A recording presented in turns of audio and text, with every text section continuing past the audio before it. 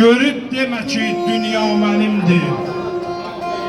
Sama Allah'ındır, yer Allah'ındır. 5 karış torpaqdır payın qismətin. Bu küllü kainat bir Allah'ındır. Verdiği fermandan qaça bilməzsən. Koyduğu sərhəddi keçə bilməzsən. Mində bir hikmətin aça bilməzsən. Hikmət Allah'ındır, sir Allah'ındır. O şərin şeytanın yar, zulümkarın sinəsini dağladar.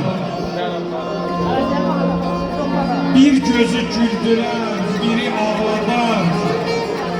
Xeyr Allah'ındır, şər Allah'ındır.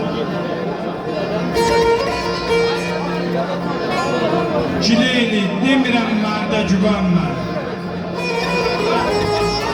Dərd ömür kəsəndir, dərdə güvənmə.